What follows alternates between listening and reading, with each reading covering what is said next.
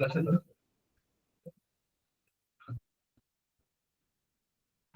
आज हम लोग क्या करने वाले हैं, वर्किंग कैपिटल के आगे के सम्स करेंगे।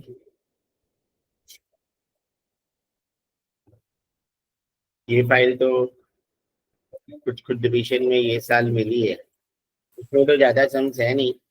ये वाले फाइल में तो बहुत कम सम्स है। 1 2 3 प्रॉब्लम 1। ठीक है, पहले मेरे फाइल में से करते हैं और इसमें से भी हम करेंगे। वी हैव डिस्कस्ड, इसमें से हमने ये यहाँ तक तो कर लिया था। ऑपरेटिंग साइकिल का सम हमने किया था, फिर एंड 23 2020, और ये वाला भी निकल हमने कर लिया था जो धनश्री शीट वाला है। अभी हमें जो करना है वो क्वेश्चन नंबर 1 से करना है।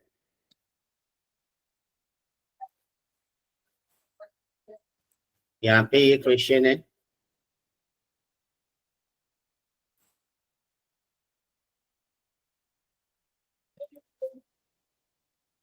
तो this is the question number 1 of this Excel file, sheet number 1. The board of directors of Gamma Limited require you to prepare working capital estimation for the coming year after adding 10% for contingencies. तो contingencies एक इसमें new है कि 10% हमें contingency का add करना है, but वो तो कुछ नहीं, लास्ट में जो भी आंसर आएगा उसमें हम 10% ऐड करेंगे। The details of the company are as follows. The number of units being produced currently are 80,000 units per annum. Per annum का units दे दिया है 80,000, और the raw material cost rupees 150 per unit, wages 50 per unit, factory overheads 250 per unit, and selling price per unit is 600. और ये सब जो period दिया रहता है रॉ मटेरियल का, वर्क इन प्रोग्रेस का, सप्लायर्स यानी क्रेडिटर्स, डेटर्स का, ये सब वो इंफॉर्मेशन दिया है। और हमें बोला है take 1 year equal to 360 days for all your calculations.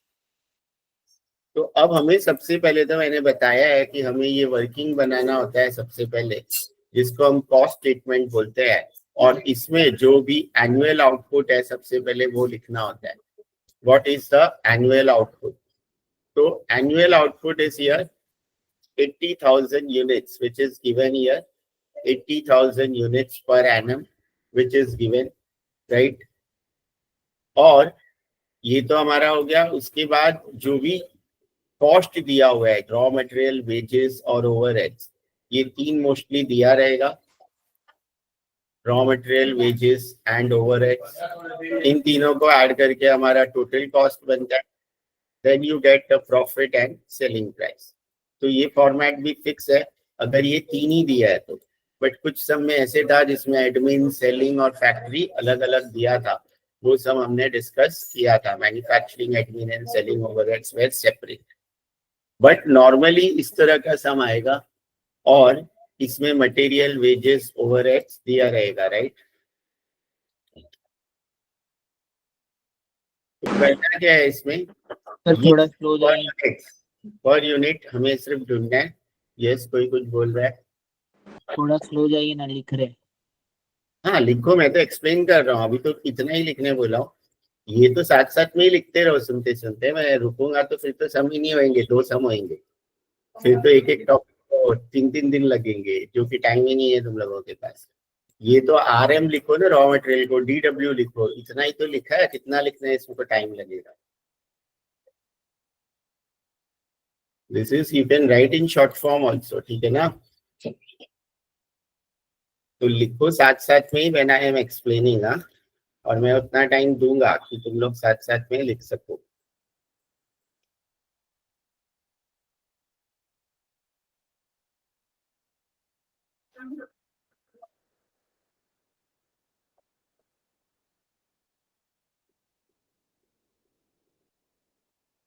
ये सब तो क्वेश्चन में ही दिया हुआ है, raw material, wages, overhead, this is the basic format, right? Basic format है। और 80,000 यूनिट्स क्वेश्चन में दिया था। रॉ मटेरियल का कॉस्ट यहाँ पे दिया हुआ है कि इट इज 150 पर यूनिट, तो यहाँ पे तो 150 हम रॉ मटेरियल में लिखेंगे। वेजेस दिया हुआ है 50 पर यूनिट, तो that we are writing in wages, and overheads is also given 250 per unit, जो हम ओवरहेड्स में लिखेंगे 250 पर यूनिट। इन तीनों का हम टोटल लेंगे 150 plus 50 plus 250, that is your total cost 450। और सेलिंग प्राइस पर यूनिट भी दिया हुआ है 600, तो selling price is 600, that is also given in the question.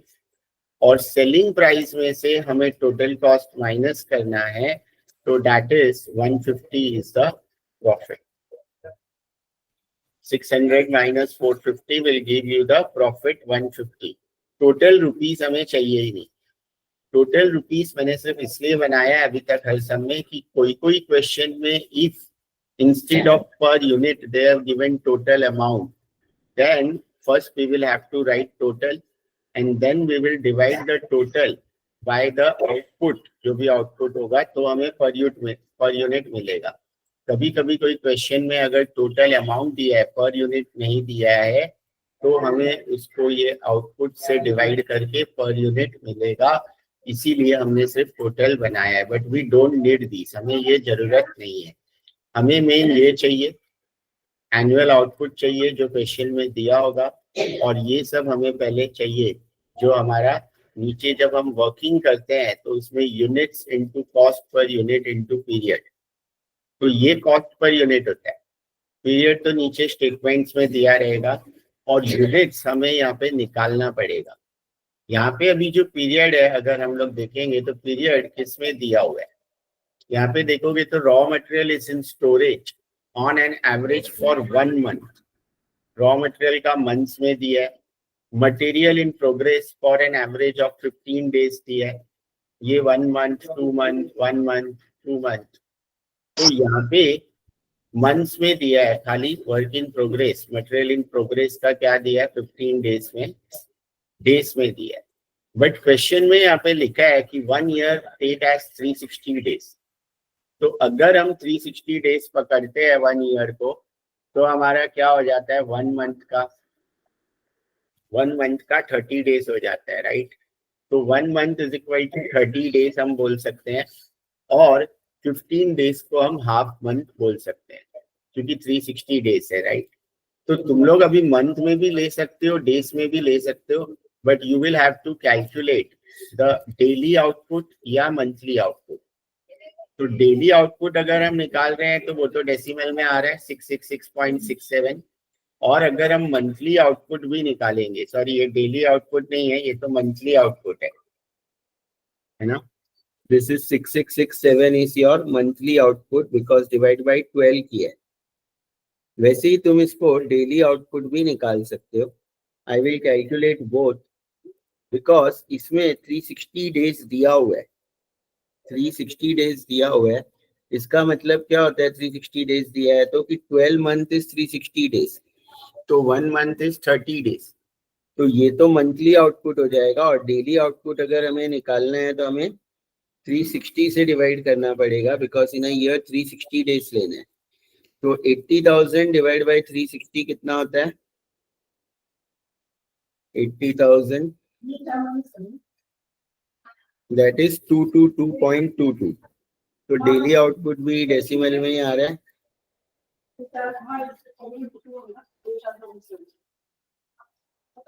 Daily output भी डेसिमल में आ रहा है, राइट।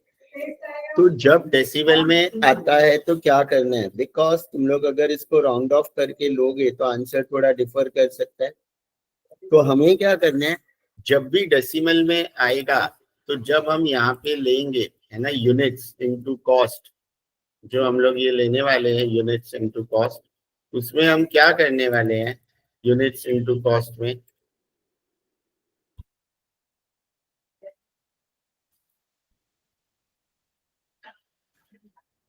सिर्फ यूनिट्स लिखो, वो पर डे नहीं है।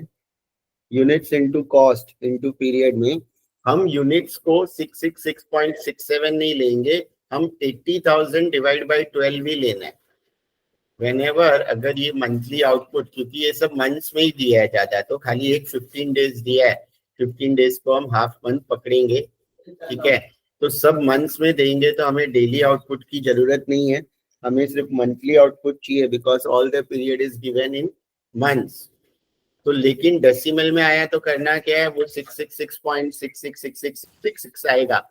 तो उसको लेने के बजाय जब भी हम कैलकुलेट करेंगे, we will take 80,000 upon 12 only. Round में आता है तो हम वो यूनिट्स ले लेते हैं, बट अब हर कैलकुलेशन के लिए we will take 80,000 upon 12। 80,000 upon 12 भी हम लेंगे, ये एंड सेम 2019 का है, ठीक है ना। और ये तुम लोग बना लो, ये बना लो, उसके बाद ये तो मैं अभी एक्सप्लेन करूंगा नीचे का तो पूरा। Hello sir. यस। सर नीचे 360 दिया है ना, लेकिन डेज। हाँ तो बट डेज का हमें जरूरत ही क्यों है, सब पीरियड तो मंथ्स में ही दिया है ना, ऑल पीरियड इज गिवन। मैंने क्या बोला, हमें क्या निकालना होता है, जो पीरियड दिया होता है। अगर मंथ में दिया है तो तुम मंथली आउटपुट निकालो, डेज में दिया है तो डेली आउटपुट निकालो, वीक्स में दिया है तो वीकली आउटपुट निकालो, that will become your units. यहाँ पे सब कैलकुलेशन करते वक्त वो यूनिट्स हो जाएगा, राइट। तो सब कुछ तो मंथ्स में ही है, तो जो 15 डेज है उसको हम मंथ में कन्वर्ट करेंगे ना, रेदर देन सारे मंथ्स को डेज में कन्वर्ट करने से। अच्छा ठीक है ना। वो इसलिए दिया है कि 15 डेज को, अगर ये नहीं भी दिया होता स्टेटमेंट तो भी सब में कुछ फर्क नहीं पड़ता, 15 डेज को हम हाफ मंथ ही पकड़ेंगे। दो कोई कोई मंथ में 31 डेज होता है तो टोटल 365 डेज होता है, बट 15 डेज को हम हाफ मंथ ही लेंगे, even if this statement is not there, ठीक है ना। तो उससे कुछ फर्क ही नहीं पड़ेगा, वो सर की जरूरत भी नहीं है। यस सर हम लोग करंट एसेट्स में डायरेक्ट जो हमने आउटपुट निकाला था 80,000/12 का 666.6, वो वाला नहीं ले सकते हैं जो आपने वहां पे लिखा था? आंसर फर्क आएगा, क्योंकि 66666 बहुत डेसिमल आ रहे हैं, तो एक 6 या 2 6 लोगे तो आंसर में फर्क आएगा, वो अभी मैं बताऊंगा कैलकुलेट करते वक्त, ठीक है। हाँ सर, मैंने देखा फर्क है थोड़ा सा।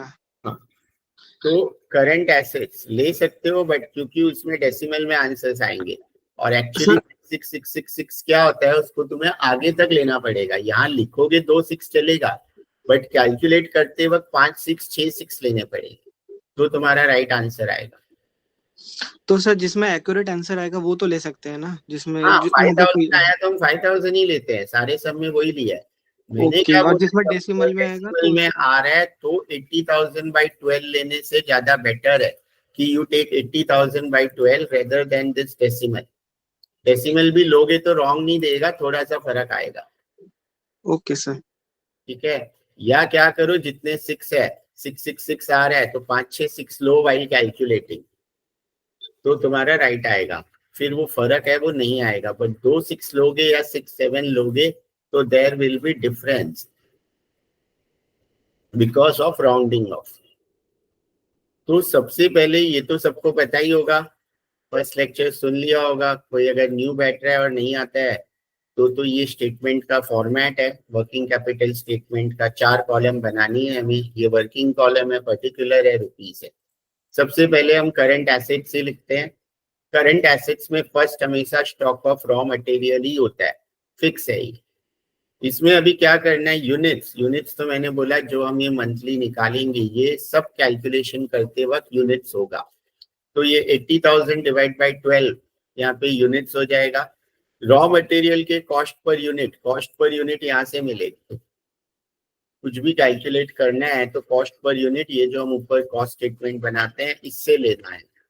तो रॉ मटेरियल का है 150, तो कॉस्ट पर यूनिट 150 हो जाएगा। पीरियड जो है वो यहाँ पे मिलेगा क्वेश्चन से।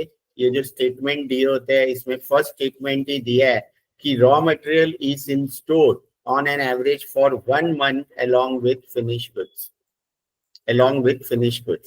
यानी रॉ मटेरियल का पीरियड भी 1 मंथ है और फिनिश गुड्स का पीरियड भी 1 मंथ है, दोनों का पीरियड 1 मंथ है, अलोंग विथ फिनिश गुड्स दिया है।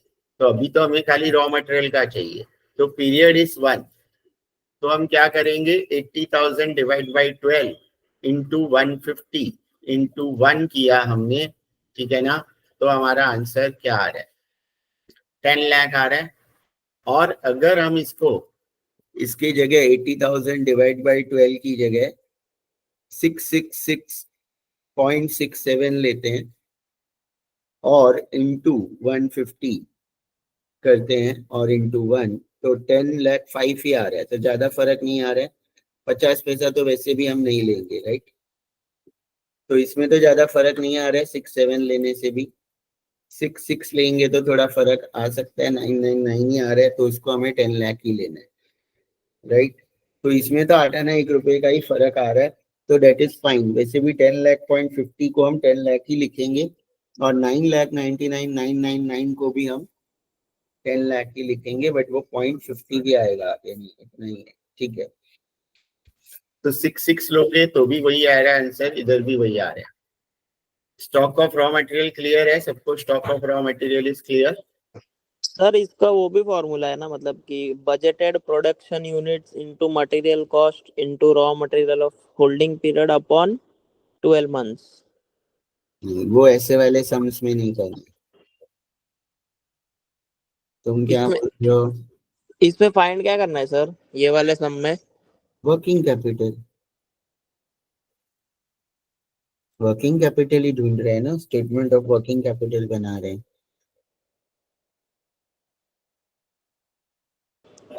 हम लोग को आज सिखाया ना, तो ये सब फॉर्मूला से सिखाया। अब वो तो तुम मुझे भेजोगे तो पता चलेगा क्या सिखाया सॉल्यूशन, फाइल भेजा ना सर आज। बट उसका सॉल्यूशन थोड़ी भेजा, तो मुझे नहीं मालूम ना सिखाया कैसे, क्वेश्चन भेजा, हम्म। राइट। ओके सर, भेजता हूँ सॉल्यूशन भी। ये यही फाइल है ना, ये हाँ वाली हाँ ना। हाँ। तो ये तो मैंने डाउनलोड किया है, बट इसका मैं देखने वाला हूँ। बट तुम लोगों को ये वाले फॉर्मूला जो भी है, ये तो होल्डिंग, वो तो वो है सर नीचे करो, थोड़ा नीचे करो। हाँ ये वाले formula. Budgeted production units into per unit cost. तो बात तो वही हो गया ना, फॉर्मूला की नहीं मतलब जरूरत ये क्या है? और वो आप जो सिखा रहे वो सेम ही है ना, वही पूछ रहा हूँ। सेम ही तो है, बट फर्क क्या हुआ? तुम लोग क्या फॉर्मूला थोड़ी वहां लिखने बोला है? सॉल्यूशन में तुम लोगों को फॉर्मूला थोड़ी लिखवाया है। सॉल्यूशन में फॉर्मूला लिखवाया है क्या? नहीं ना। कि सॉल्यूशन में तो फॉर्मूला लिखोगे तो कितना टाइम वेस्ट होगा। यहाँ पे क्या अलग है, तुम वो भी दिमाग लगाओ ना। ये तो पर यूनिट कॉस्ट है, मैंने अपने फॉर्मूला में क्या लिखा है? Unit cost. हाँ वो सेम है। तो यहाँ क्या लिखा है? पीरियड लिखा है। ये हाँ budget production per annum upon 12, per annum upon 12 वो मैंने पहले ही कैलकुलेट कर लिया यहाँ पे। ओके, वही वही डाउट था। तो हमें वो बाहर करने की जरूरत ही नहीं ना, सेम ही हो गया ना फॉर्मूला तो। क्लियर है ना? Okay okay sir. Same only. और किसके लिए कौन सा कॉस्ट यूज होता है वो मैंने बता दिया। तो कुछ भी ये फॉर्मूला याद करने की जरूरत ही नहीं है, बहुत सिंपल मेथड है। कि तुम ऐसे करोगे तो ये लॉन्ग कट मेथड हो गया, और ये इजी मेथड है कि हमने पहले यूनिट्स निकाल ली। अगर यूनिट्स निकाल ली तो एक सिंपल याद रखना है कि तुम्हें पता है कि सब कैलकुलेशन में यूनिट्स यही लेनी है जो आई। कॉस्ट पर यूनिट क्या लेना है वो मैंने सबके लिए बताया है, सम सॉल्व करते वक्त वापस बताऊंगा। पीरियड तो यहाँ से ही मिलने वाला है, वो तो हम एज्यूम कर ही नहीं सकते। क्लियर है? हाँ सर। तो यही फॉर्मूला है यूनिट्स, बट हमने यूनिट्स किसको बोला है? ये जो पीरियड का है, मंथली है तो मंथली। और stock of work in progress में 3 चीजें लेनी है, तीनों रॉ मटेरियल, वेजेस और ओवरहेड्स, राइट। अब इसमें भी यूनिट्स तो तीनों में 80,000 अपॉन 12 या 666.67। कॉस्ट पर यूनिट क्या आएगा? वो तो सिंपल है कि रॉ मटेरियल में जो रॉ मटेरियल का कॉस्ट है वही आएगा, वेजेस में वेजेस का कॉस्ट, और ओवरहेड्स में ओवरहेड का कॉस्ट आएगा। तो इन तीनों में कॉस्ट तो यहाँ से ही मिल जाएगा, राइट। अब पीरियड क्या लेना है? पीरियड ऑब्वियसली जो यहाँ पे स्टेटमेंट में दिया होगा, material in progress, work in progress, in process, ऐसा कुछ भी दिया होगा। तो यहाँ दिया है material in progress is on an average for 15 days. 15 days क्या होता है? Half month. तो हाफ मंथ, राइट। तो हम रॉ मटेरियल में वही कर रहे हैं कि 80,000 अपॉन 12 या 666.67 वो तो यूनिट्स हो गया। रॉ मटेरियल का कॉस्ट 150 और वर्क इन प्रोग्रेस का पीरियड लेना है। यहाँ पे रॉ मटेरियल का पीरियड नहीं लेना है, because we are calculating stock of work in progress, उसके अंदर रॉ मटेरियल। तो वर्क इन प्रोग्रेस का पीरियड 15 डेज है, तो 15 डेज मीन्स हाफ यानी डिवाइड करोगे तो उसको 0.5 बोलते हैं, 0.5। और वेजेस में भी वही करना है, लेकिन वेजेस और ओवरहेड को मैंने बोला था कि बाय डिफॉल्ट इनटू 50% भी करना है। क्वेश्चन इज साइलेंट कि मटेरियल इन प्रोग्रेस के लिए कितना कंप्लीट है परसेंटेज, तो हमें क्या करना है, हमें वेजेस और ओवरहेड जो है वो इंटू 50% करना ही है। वेजेस और ओवरहेड हमें इंटू 50% करना ही है, राइट? क्लियर है ना? वो बाय डिफॉल्ट है। अगर क्वेश्चन में कोई अलग दिया है तो इंटू वो परसेंटेज करना है, क्वेश्चन में नहीं दिया है तो हमें फिर इंटू 50% करना है। ये क्लियर है कि कोई फिगर कैसे आया, किसी को नहीं समझा? यहाँ तक क्लियर है? जो भी फिगर्स लिए हैं सबको क्लियर है? हाँ, और साथ साथ में लिखते जाओ। हाँ, मैं एक्सप्लेनेशन आराम से कर रहा हूँ, ये सब साथ साथ में लिखते जाओ। सबको क्लियर है? तो ये कैलकुलेशन तीनों का जो भी आएगा वो इनर कॉलम में लिखना है, ठीक है ना? और इसका टोटल तीनों का हमें बाहर लिखना है। ये जो 10 लाख है ये हमारा वर्क इन प्रोग्रेस हो गया। ये जो आंसर है इसको कैलकुलेट करोगे तो 83,333.33333 आएगा। तो उसको डेसिमल को नहीं लेना है, तो 83,333 लिया है। और ये जो ओवरहेड्स है इसका कैलकुलेशन 4,16,666.6666 आएगा। तो उसको मैंने 4,16,667 लिया है, राइट? क्लियर है? और ये हमारा 10 लाख इन तीनों का टोटल आ गया। तो ये हो गया stock of work in progress. Clear है यहाँ तक? देन जो नेक्स्ट हमारा है, next that is stock of finish goods. That is your stock of finish goods. Units तो उसमें भी 80,000 अपॉन 12 या 666.67। फिनिश गुड्स में कौन सा लेना है? Total cost. इसको जो भी तुम बोलो, मैंने इसको टोटल कॉस्ट बोला है। ये जो टोटल आता है that you should take in the finish goods. ये जो कॉस्ट पर यूनिट है फिनिश गुड्स के लिए टोटल कॉस्ट लेना है, यही बस याद रखना है। वो तुम लोगों को यहाँ पे फॉर्मूला में भी लिखा होगा। फिनिश गुड्स का निकालना है तो किस पे लेना है? Cost of goods produced. तुम लोग ने उसको कॉस्ट ऑफ गुड्स प्रोड्यूस्ड बोला है, COG। तो सिंपल है कि हमें इस पे लेना है ये तीनों का टोटल, ठीक है ना? सर ये ओवरहेड्स में भी 15 डेज दिया था क्या? क्या दिया था?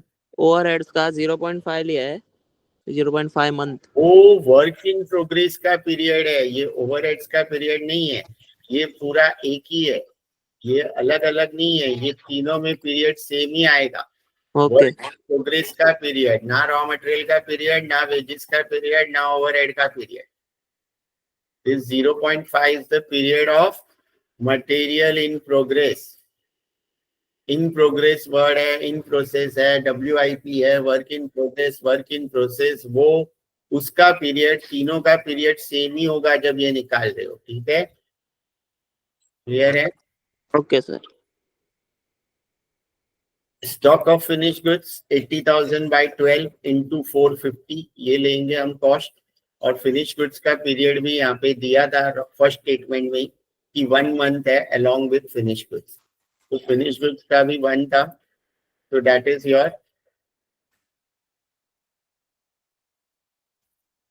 Stock of finish goods.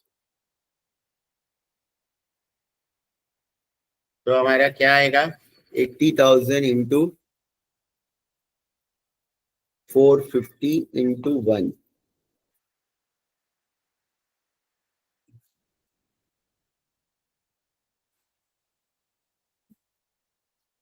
इसका वैल्यू कितना आएगा?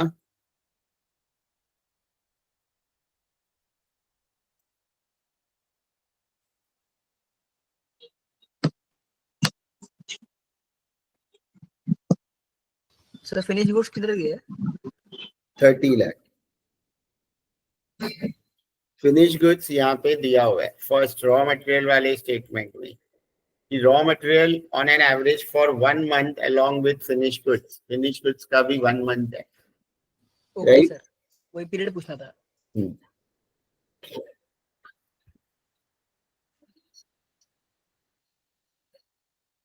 फिर हमारा क्या है डेटर्स के लिए यहाँ पे दिया हुआ है, कहाँ पे दिया हुआ है डेटर्स, ये तो सप्लायर है ये रहा। Time lag in collection from debtors is 2 months। Time lag in collection is 2 months है ना। और यहाँ पे कहीं पे भी ये दिया नहीं है कि डेटर्स को किस पे कैलकुलेट करना है, सेलिंग प्राइस या कॉस्ट। क्वेश्चन में अगर कुछ भी मेंशन नहीं है डेटर्स के बारे में कि किस पे कैलकुलेट करना है, तो मैंने क्या बोला था, कौन बताएगा? कॉस्ट या सेलिंग प्राइस हम किस पे कैलकुलेट करेंगे अगर क्वेश्चन में? प्राइस। कॉस्ट प्राइस, यानी 450 पे ही कैलकुलेट करेंगे, ठीक है। लेकिन एक इंपॉर्टेंट स्टेटमेंट ये है कि 10% of the output is sold against cash. Sir into 90% हो जाएगा। हाँ, तो मैंने ये बोला था कि डेटर्स को हमें क्रेडिट सेल से मल्टीप्लाई करना है। डेटर्स को हमें क्या करना है? क्रेडिट सेल से मल्टीप्लाई करना है। तो अगर कैश सेल्स 10% है तो क्रेडिट सेल 100 माइनस 10 90% हो जाएगा। हमने जो पिछले लेक्चर में क्वेश्चन डिस्कस किया था उसमें एक क्वेश्चन में क्रेडिट सेल्स ही दिया था। अगर ऐसे दिया रहेगा कि क्रेडिट सेल्स आर 50% 70% तो इंटू 50 या 70% ही करेंगे। लेकिन अगर कैश सेल्स दिया है तो 100 में से कैश सेल का परसेंटेज माइनस करेंगे तो जो बचेगा उससे मल्टीप्लाई करना है। तो कैश सेल्स 10% है यहाँ पे दिया है, तो क्रेडिट सेल विल बी 90%। तो डेटर्स को हम क्या करेंगे, 80,000 बाई 12 यूनिट्स तो ही गया। कॉस्ट पर यूनिट में कॉस्ट लिया 450, पीरियड इसका 2 months यहाँ पे दिया हुआ था, और into 90%। 90% is the percentage of credit sales. 90% is the percentage of credit sales. वो कैसे मिला? क्योंकि दिया है क्वेश्चन में 10% is sold for cash against cash. तो ये क्लियर है सबको? ये क्लियर है? ये ध्यान रखना है इनटू, अगर कहीं पे भी ये रीड करना है कि कैश सेल्स दिया है क्या। वैसे ही अगर कैश परचेज दिया है या क्रेडिट परचेज दिया है तो जब हम क्रेडिटर्स निकालते हैं करंट लायबिलिटी में तो उसको भी इनटू क्रेडिट परचेज का परसेंटेज, यानी कैश परचेज 10% है तो क्रेडिटर्स को इंटू 90% करेंगे। कैश परचेज अगर 20% है तो क्रेडिटर्स को इंटू 80% करेंगे। और कैश सेल्स अगर दिया है तो हमें डेटर्स को इंटू मल्टीप्लाई करना है। क्लियर है ये सबको? ये इंपॉर्टेंट है, ये ध्यान रखना है, ठीक है ना। इंटू 2 कैसे आया सर ये? पीरियड, वो तो क्वेश्चन में पहले ही पढ़ा ना पीरियड। ये क्या है? ये तो पीरियड है, units into cost into period. Period तो क्वेश्चन में दिया होगा, ये स्टेटमेंट रीड किया, यहाँ पे दिया है। क्लियर है? Time lag in collection from debtors, this is period. Period will given in the question. Clear है सबको यहाँ तक? उसके बाद हम क्या निकालते हैं? कुछ और एसेट है क्या? और एसेट क्या हो सकता है? बिल्स रिसीवेबल या advance to suppliers. Yes yes Prabhjot. Sir एक डाउट है सर, हम लोग डेटर्स में टोटल कॉस्ट क्यों लेते हैं सर? डेटर्स को दो वे से सॉल्व कर सकते हैं, आइदर कॉस्ट और आइदर सेलिंग प्राइस। तो सर ये मेंशन रहेगा क्या क्वेश्चन में? क्वेश्चन में कुछ नहीं मेंशन्ड है तो कॉस्ट सिखाते हैं आईबीएस में, तो इसलिए मैंने बोला कॉस्ट पे लो। ओके दोनों मेथड राइट है। तो आईबीएस में वैसे ही सिखाया हुआ है लास्ट ईयर से, उसके लास्ट ईयर भी, ठीक है ना। तो इसलिए मैंने कॉस्ट लिया है। मैं वैसे पर्सनली सिखाता हूँ, मुझे सिखाना है तो मैं सेलिंग प्राइस बोलूंगा। Sir stock of finished goods और डेटर्स दोनों में ही टोटल कॉस्ट लेंगे। लेकिन अगर क्वेश्चन में स्पेसिफिकली मेंशन्ड है कि debtors are to be calculated on selling price, तो फिर सेलिंग प्राइस लेना, सेलिंग प्राइस कुछ नहीं ठीक है मेंशन्ड है। या debtors are to be calculated on cost basis दिया है तो कॉस्ट ही लेना है, कुछ नहीं मेंशन है और कॉस्ट पे लेना है लिखा है तो कॉस्ट। सिर्फ ऐसा अगर कहीं पे भी मेंशन्ड है पूरे क्वेश्चन में, वो कहीं भी हो सकता है, इसलिए पहले पूरा क्वेश्चन रीड करना पड़ेगा। कहीं भी मेंशन हो सकता है कि debtors are to be calculated on selling price, सिर्फ उस केस में सेलिंग प्राइस लेंगे, ओके सर बाकी सब केस में हम ये लेंगे। इसके अलावा करंट एसेट्स में बिल रिसीवेबल आ सकता है, बट यहाँ पे कहीं पे भी बिल रिसीवेबल कुछ नाम है नहीं। इसके अलावा advance to suppliers, but supplier को भी एडवांस वर्ड भी किधर नहीं है तो नहीं आएगा। जो फिक्स है वो है cash balance, cash and bank balance. But cash bank balance के लिए भी क्या दिया है कि cash requirement to be 10% of working capital without adding contingency. तो कैश बैलेंस जनरली दिया रहता है, बट दिया नहीं है और लिखा है कि 10% ऑफ वर्किंग कैपिटल है, तो जब हम वर्किंग कैपिटल निकालेंगे उसका 10% हम बाद में ऐड कर सकते हैं, अभी हम कैश लिख नहीं सकते, राइट। तो हम ये जो टोटल लेंगे ये तुम्हारा करंट एसेट्स तो हो जाएगा, right. This will be your current assets, but this is excluding cash. This is your total current assets, but excluding cash. ठीक है ना, कैश नहीं लिया है, ठीक है। तो यहां तक तो क्लियर है। कैश और आता है, उसके बाद हमें क्या लेना है, करंट लाइबिलिटीज। करंट लाइबिलिटी में फर्स्ट हमेशा क्रेडिटर्स होगा। क्रेडिटर में भी यूनिट्स तो वही 80,000 by 12 या 666.67। कॉस्ट पर यूनिट जो है वो रॉ मटेरियल वाला लेना है, रॉ मटेरियल का है 150, क्योंकि क्रेडिटर्स सप्लायर्स कौन होते हैं, जिनसे हम रॉ मटेरियल खरीदते हैं, उनको सप्लायर भी बोलते हैं और उनको पैसा देना बाकी है, इसलिए क्रेडिटर भी बोलते हैं। तो क्रेडिटर में 80,000 by 12 तो सबको समझ गया, वो तो सब में ही सेम लेते हैं। ये याद रखो, क्रेडिटर में रॉ मटेरियल वाला लेना है कॉस्ट पर यूनिट, और पीरियड तो यहाँ पे सप्लायर या क्रेडिटर वर्ड होगा।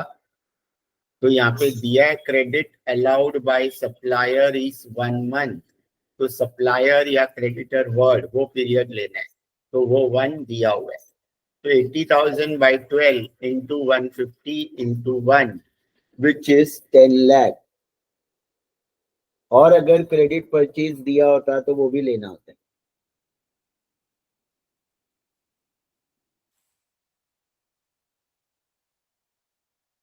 बट क्रेडिट परचेज या कैश परचेज कुछ नहीं दिया है, नहीं तो इनटू क्रेडिट परचेज का परसेंटेज भी करेंगे, but that is not given, right. Creditors के बाद ये भी देखना है कि वेजेस और ओवरहेड के लिए कोई पीरियड दिया है क्या। तो यहाँ पे दिया हुआ है ये स्टेटमेंट 10% के ऊपर, time lag in payment of wages is 1 month and that of overhead is 2 months। तो वेजेस का पीरियड 1 month, ओवरहेड्स का 2 months पीरियड दिया है।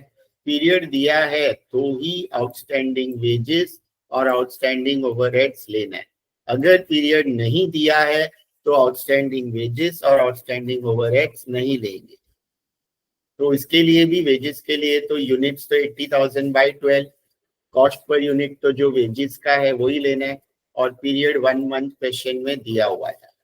ओवरहेड्स के लिए भी यूनिट्स तो 80,000 by 12, जो कॉस्ट पर यूनिट है वो तो ओवरहेड्स का जो है वही रहेगा, और इसका पीरियड 2 months क्वेश्चन में दिया हुआ था।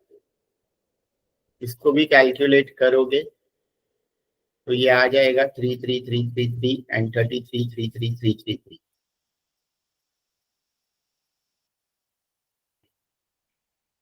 और इसका तीनों का टोटल लोगे, that will be your current liability.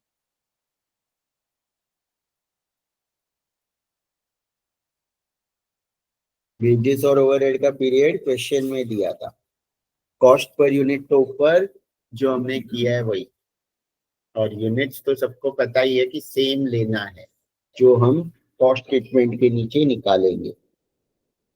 यहां तक किसी को कोई डाउट है पहले? Any doubt till here?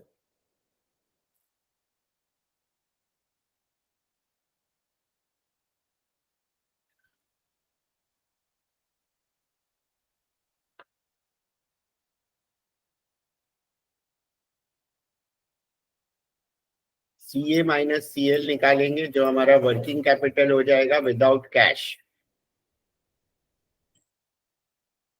Before cash, और इसमें कंटिंजेंसी भी ऐड करना है। तो ये कैश भी ऐड नहीं हुआ है, कंटिंजेंसी भी ऐड नहीं हुआ है, तो इसलिए मैंने लिखा है वर्किंग कैपिटल के बाजू में बिफोर कैश एंड कंटिंजेंसी। तो सबसे पहले तो हमें कैश ऐड करना है। कैश कितना दिया हुआ है यहाँ पे 10%, 10% of working capital without adding contingency. तो ये जो भी अमाउंट है इसका कैश इन हैंड हम ऐड करेंगे, राइट। जो भी अमाउंट है, कितना अमाउंट है 57,333, उसका 10%, राइट।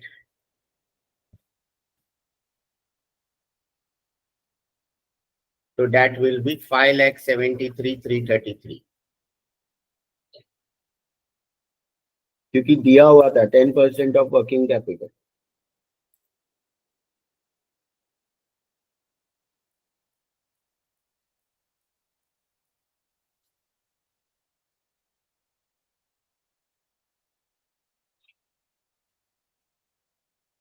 कैश ऐड करके भी हमें एक अमाउंट मिलेगा जो है working capital, but that is before contingency. वो भी वर्किंग कैपिटल ही था लेकिन कैश एंड कंटिंजेंसी के बिना। कैश ऐड कर दिया हमने तो भी वर्किंग कैपिटल ही है बट बिफोर कंटिंजेंसी। अब हमें क्या करना है, कंटिंजेंसी ऐड कर देना है, add contingency, right. Add contingency. अब कंटिंजेंसी किसका ऐड करेंगे, ये जो अमाउंट है 63,06,667, 63,06,667,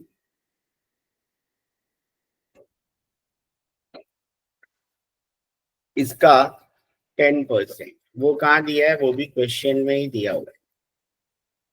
यहाँ पे स्टार्टिंग में ही दिया था कि एडिंग 10% फॉर कंटिंजेंसीज। कंटिंजेंसीज का मीनिंग मैंने बताया था पिछले लेक्चर में भी।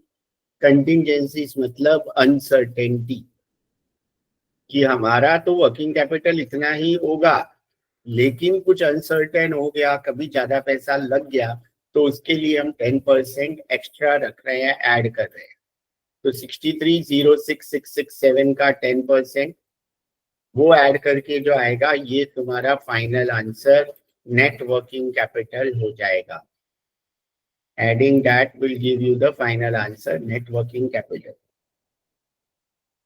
तो कंटिंजेंसी को कुछ नहीं करना है, एंड में ऐड करना है। कैश बैलेंस भी अगर परसेंटेज में दिया है तो वो भी A माइनस बी यानी CA माइनस CL निकालने के बाद उसको भी ऐड कर।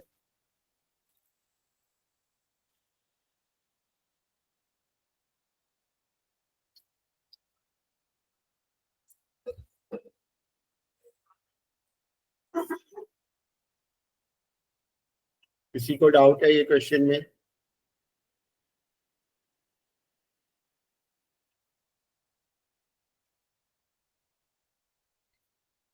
लिख भी लिया सबने? साथ साथ में ही लिखो, कुछ एंड का बचा है तो मैं वेट करता हूँ। क्लियर है सबको? क्लियर है क्या सबको कि एनीवन हैव एनी डाउट?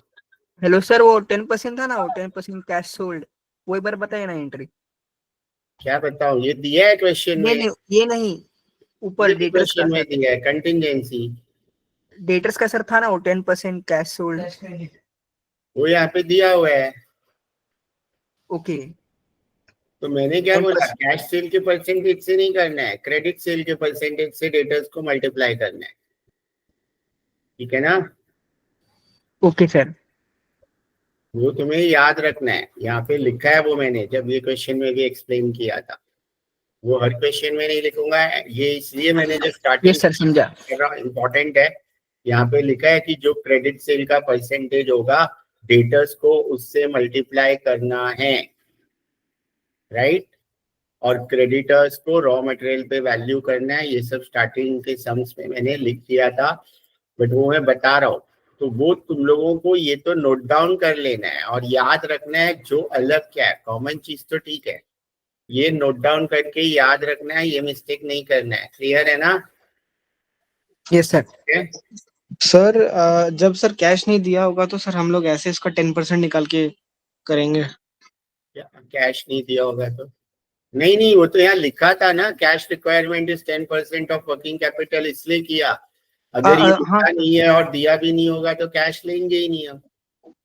अगर सर 20% या 30% रहता तो हम लोग 30% से 20-30 हाँ। जो लिखा है वो लेंगे cash. Okay cash okay amount दिया है तो वो अमाउंट ले लेंगे, राइट? जैसे कि ये क्वेश्चन में तो गिवन था, तो हमने गिवन था वो अमाउंट ले लिया।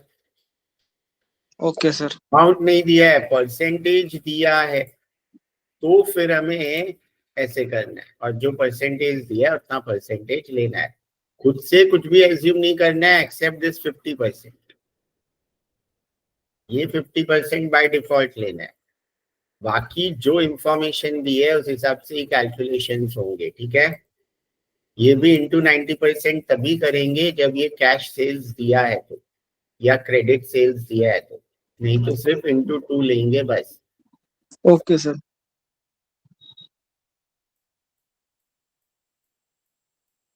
एक जो क्वेश्चन है एस्टेला गारमेंट में पहले डिस्कस कर रहा हूँ, जो थर्ड है, क्योंकि इसमें भी वो क्वेश्चन मुझे दिखा था, ये रहा एस्टेला गारमेंट, है ना? तो ये वाला क्वेश्चन मैं पहले डिस्कस कर लेता हूँ।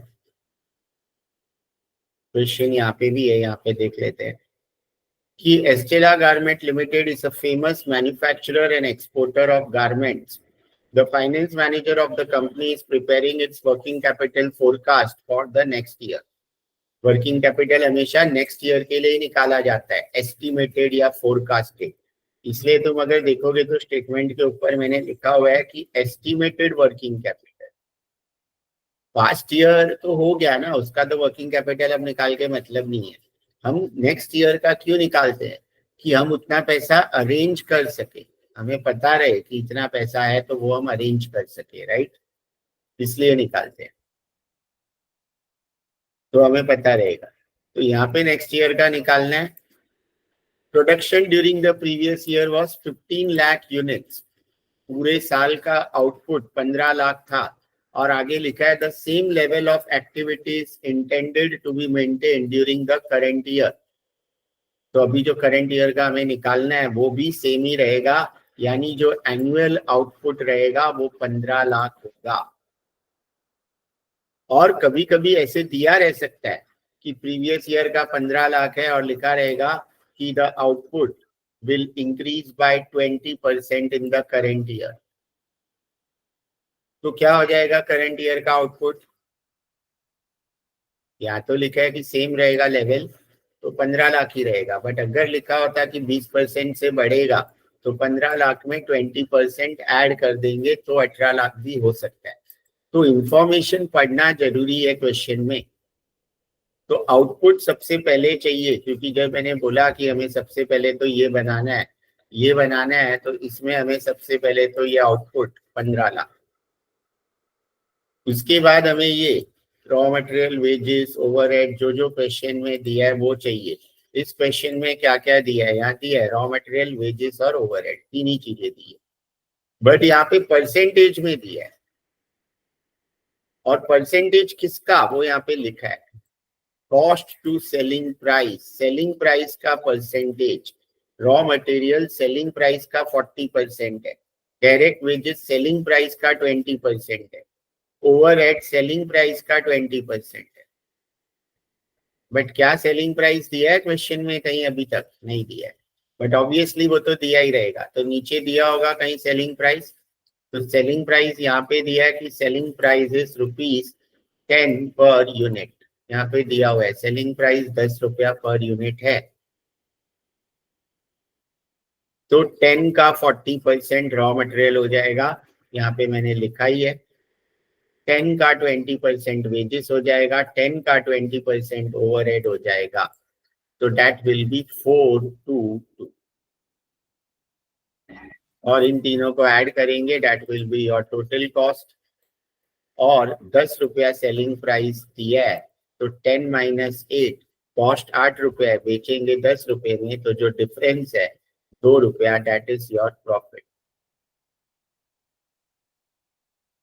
और ये क्लियर है यहाँ तक? तो cost statement 10 rupees selling price दिया था, सबका परसेंटेज दिया था कि सेलिंग प्राइस का इतना परसेंटेज।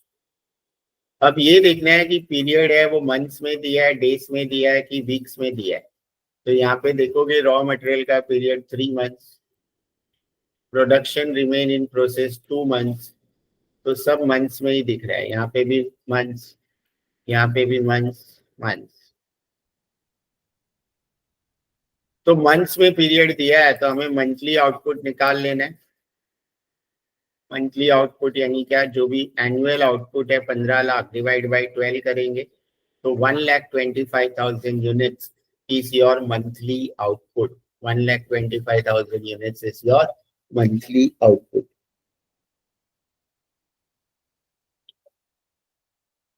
करना क्या है? 1,25,000 सब कैलकुलेशन में 1,25,000 लेंगे। यहां तक आई होप क्लियर है सबको? सर अगर ये मंथली आउटपुट नहीं निकाला तो कैसे होगा फिर?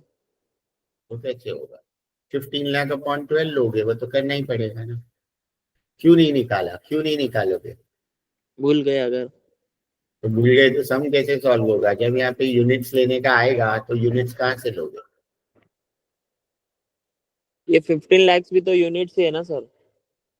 लेकिन मैंने क्या बोला, ये यूनिट्स वो यूनिट्स लेना है जो यहाँ पे निकालेंगे। हर लेक्चर में मैं वो बोल रहा हूँ कि ये Okay. यूनिट्स यहाँ लिखा है, ये आउटपुट है पूरे साल का है। बट जब हमने यहाँ पे तुम 15 लाख लोगे तो डिवाइड बाई 12 करना पड़ेगा यहाँ पे बार बार। तो बार बार क्यों लिखना है 15 लाख बाई 12? पहले ही निकाल लो ना, और याद क्यों नहीं रहेगा? वो ही तो याद रखना है। इतना सा तो सिंपल है कि यूनिट नहीं है। पहले वाले सम में डिवाइड बाय 12 किया वैसे करना पड़ेगा ना फिर? हाँ, अगर ये नहीं निकालोगे तो सब जगह 15 लाख बाई 12 लिखते जाओ। यहाँ पे जैसे 80,000 बाई 12 लिखा था, निकाला था, बट वो डेसिमल में आया तो 80,000 बाई 12 लिखा, उसकी जगह 15 लाख बाई 12 लिखते जाओ। मंथ्स में है तो, वीक में है तो तुम्हें 15 लाख बाई 52 लिखना पड़ेगा, डेज में है तो 15 लाख बाई 360 हर बार बार लिखना पड़ेगा। तो मैं इसलिए तो ये बता रहा हूं ना कि ये याद रखो कि ये सबसे पहले निकाल लो। तो निकाल लिया तो बस, उतना बार बार लिखने से अच्छा 15 लाख बाई 12 बार बार लिखने से अच्छा 1,25,000 लिखना है ना। डेसिमल में आया तो हमारे पास ऑप्शन नहीं है तो हम वैसे लिखते हैं। बट जब ऑप्शन है तो इजी ये है कि 15 लाख बाई 12 लिखना इजी है ना। और भूल गए तो ये तो याद रहेगा ना कि यूनिट्स कैसे लेने हैं। एनुअल आउटपुट डिवाइड बाय, अगर पीरियड मंथ्स में है तो डिवाइड बाय 12। अब पीरियड कहाँ से मिलता है? सिंपल है कि अब तुम्हें क्या क्या निकालना है। पहले स्टॉक ऑफ रॉ मटेरियल, तो रॉ मटेरियल के यूनिट्स तो सबके लिए 1,25,000 है, वो तो मैं अभी रिपीट ही नहीं करूंगा। रॉ मटेरियल के कॉस्ट पर यूनिट क्या लोगे, ये भी तो सबको पता है ना। रॉ मटेरियल के लिए cost per unit, what will be the cost per unit? 4. 4। What will be the period? Period कहाँ से मिलेगा? क्वेश्चन, तो क्वेश्चन में यहाँ पे दिया है raw material ordinarily remain in store for 3 months, है ना, दिया है। तो बस 1,25,000 इंटू 4 इंटू 3 यहाँ पे लिखा ही है, तो ये तुम्हारा आ जाएगा stock of raw material.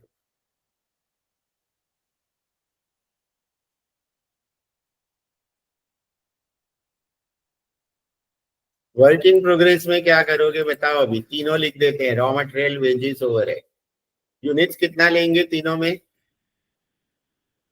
Work in progress में ये तीनों लिखा, फिर तीनों में यूनिट्स क्या रहेगा बोलो? सर रॉ मटेरियल में 4। नहीं, यूनिट्स क्या रहेगा? यूनिट्स कॉस्ट पर यूनिट नहीं, 1,25,000 ही रहेगा, है ना।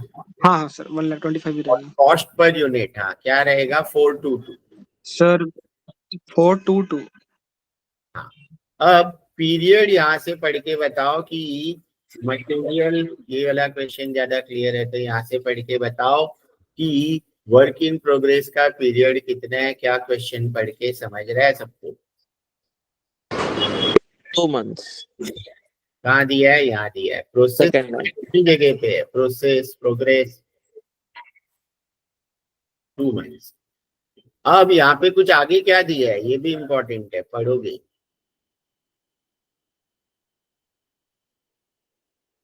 परसेंटेज दिया है कि assume to be consisting of 100% raw material, wages and overheads.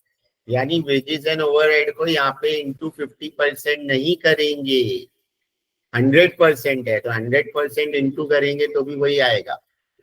यानी तीनों को इंटू 100% करना है, बट 100% अगर होता है तो नहीं भी करोगे तो वही आंसर आएगा, क्योंकि 100% क्या होगा, सेम ही होता है, 100/100 यानी 1 होता है।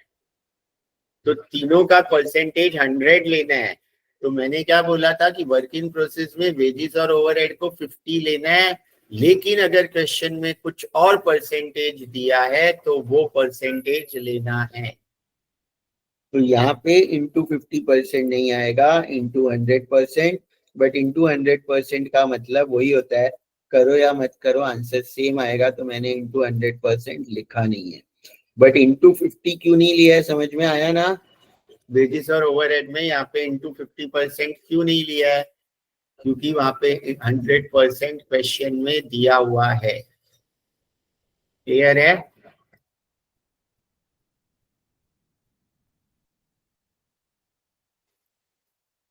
तो ये तो फिक्स है, यानी ये तो तुम्हें लिख लेना है, ये तो फिक्स है, इतनी चीजें तो ना फिक्स है। ये तो ये वर्किंग ही लिखना है बस, ये राइट लिख दिया। और कैलकुलेशन तो कैलकुलेटर है तो राइट ही करोगे, मिस्टेक होने का चांस बहुत रेयर है, हो सकता है उसमें भी, बट रेयर है। और यूनिट्स तो मैंने बोला अगर ये निकाल लिया तो वही लेना है। कॉस्ट पर यूनिट तो यहाँ तक तो क्लियर ही है, रॉ मटेरियल में रॉ मटेरियल, रॉ मटेरियल में रॉ मटेरियल, वेजेस में वेजेस, ओवरहेड में ओवरहेड, फिनिश गुड्स में यहाँ लिखा ही है कॉस्ट, टोटल कॉस्ट, जिसको कॉस्ट ऑफ प्रोडक्शन भी बोलते हैं। डेटर्स में debtor should be valued at cost unless otherwise mentioned in question. Cash balance given होगा या 10% 20% ऑफ वर्किंग कैपिटल दिया होगा।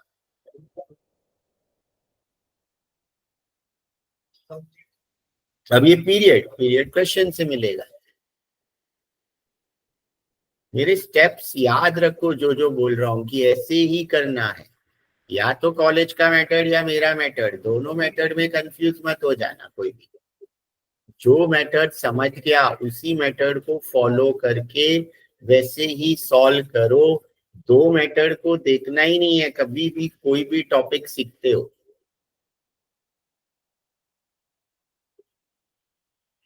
जो मेथड तुम्हें इजी लगता है वो मेथड फॉलो करो, आंसर सेम ही आएगा। और जो मैं बोल रहा हूँ इतना याद रखोगे तो ये वर्किंग कैपिटल का सम तो रॉन्ग होने का सवाल ही नहीं है। इस फाइल में तो मैंने इतने सम इंक्लूड कर लिए कि इससे बाहर और क्या आ सकता है मुझे भी नहीं पता है इसमें। सर हम लोग का सर बोलता है कि अगर तुम लोग को 2 फॉर्मूला से सिखाया रहेगा तो पेपर में 2 फॉर्मूला से करने का। क्या 2 फॉर्मूला से?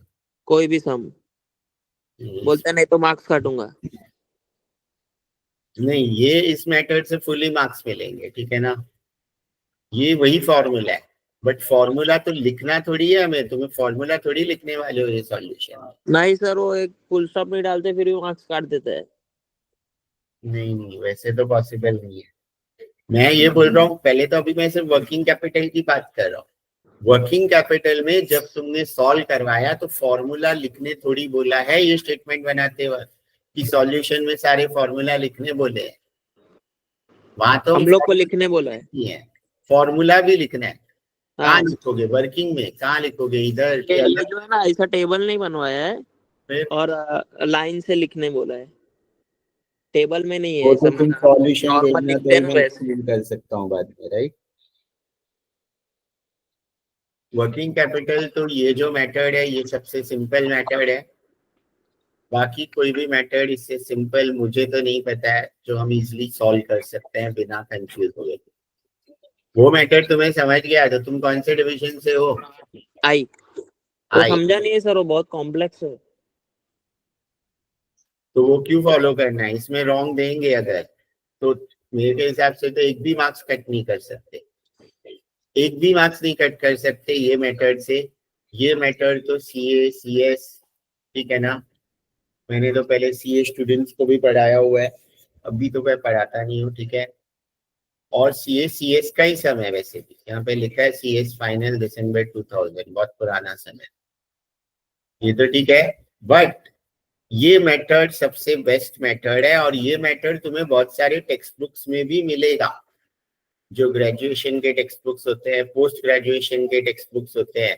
और ये मेथड जो है इसको तो कॉम्प्लिकेट ही किया गया है। मैं ये सिखाने जाऊंगा तो आधे स्टूडेंट्स को ये हार्ड ही लगेगा, कि पहले तो तुम्हें ये सारा फॉर्मूला तुम्हें लगेगा कि मुझे सबका फॉर्मूला याद करना है, बट फॉर्मूला में भी याद देखोगे तो वही है जो मेरा है, खाली मैंने क्या बोला, डिफरेंस क्या है, ये बस 15 लाख अपॉन 12 सब जगह लिखा है, और वो 12 यहाँ पे किया है, पीरियड के बाद डिवाइड किया है, यहाँ 15 लाख ही लिखेंगे, एंड में किया, तो कुछ फर्क नहीं पड़ेगा।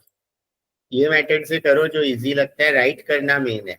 तुम ये मेथड से करोगे, अगर तुम्हें ये कॉम्प्लिकेटेड लग रहा है और आंसर ही रॉन्ग आया तो फिर फायदा ही नहीं था।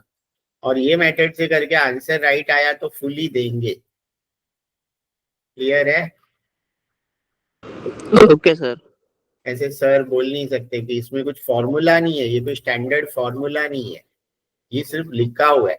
और ये ठीक है, ये तो 50% मैंने बोला कि मटेरियल को 100 लेना है, लेबर और ओवरहेड को 50 लेना है WIP में हमेशा, तो वो तो रूल है, ये तो करना ही पड़ेगा। बट ये कुछ भी ऐसा कुछ रूल नहीं है, ठीक है ना, ऐसा कुछ रूल, ऐसे कोई फॉर्मूला फॉलो करने की वो नहीं है कि ये सब लिख के ही करो। स्टॉक ऑफ फिनिश गुड्स का पीरियड क्या दिया है क्वेश्चन में? फिनिश गुड्स का पीरियड कहाँ पे दिया है वो भी मिल जाएगा, सब कुछ क्लियरली दिया होता है। 3 months सर। 3 मंथ्स, तो 1,25,000 फिनिश गुड्स में क्या लेते हैं? टोटल कॉस्ट, टोटल कॉस्ट है 8, यहाँ मैंने इसको टोटल कॉस्ट बोला है, इसको cost of production, cost of good sold, कुछ भी बोल सकते हैं, फैक्ट्री कॉस्ट, वो अलग अलग बुक में अलग अलग मिल सकता है तुम्हें लिखा हुआ, बट मैंने उसको टोटल कॉस्ट बोला है तो मैं उसको टोटल कॉस्ट बोल रहा हूँ। इसको यहाँ पे लिखा भी है, कॉस्ट ऑफ प्रोडक्शन भी एक वर्ड है जो उसके लिए यूज किया जाता है। Then debtors, debtor should also be valued at total cost unless otherwise mentioned, तो उसमें भी मैंने 80 दिया है। डेटर्स का पीरियड भी तुम्हें मिल जाएगा, कस्टमर या डेटर्स वर्ड ढूंढना है तुम्हें, कस्टमर या डेटर्स वर्ड ढूंढोगे और उसका पीरियड मिलेगा क्वेश्चन में, तो यहाँ दिया ही है 3 मंथ्स। तो डेटर्स के लिए कस्टमर वर्ड या debtors word, cash in hand या तो दे देंगे या परसेंटेज में होगा, इस क्वेश्चन में तो कैश इन हैंड यहाँ पे दे दिया 2 लाख,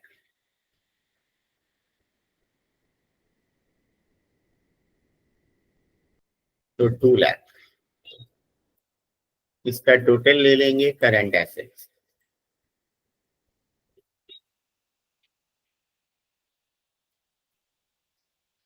उसके बाद यहाँ तक क्लियर है ना सबको, कोई डाउट है? पार्थ, विनीत, धीरेज, कौन कौन है? क्लियर है सर।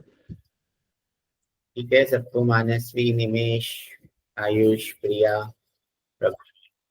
बहुत कम लोग ही आ रहे हैं, इतने कम लोग क्यों आ रहे हैं? संडे ना आज। तो इसलिए आफ्टरनून इवनिंग में रखता हूँ तो ज्यादा आते हैं। मानसवी कोई डाउट नहीं, क्लियर है, ठीक है। नहीं सर, डाउट नहीं। हाँ, वैसे ही करंट लाइबिलिटी में तो क्रेडिटर्स तो होगा ही। अब बाकी है कि नहीं वो पीरियड देखने का दिया है क्या, तो वेजेस और एक्सपेंस का भी पीरियड दिया है, हाफ मंथ। क्रेडिटर्स का वर्ड क्या ढूंढने का, या तो क्रेडिटर्स वर्ड या सप्लायर वर्ड, दो ही वर्ड पॉसिबल है।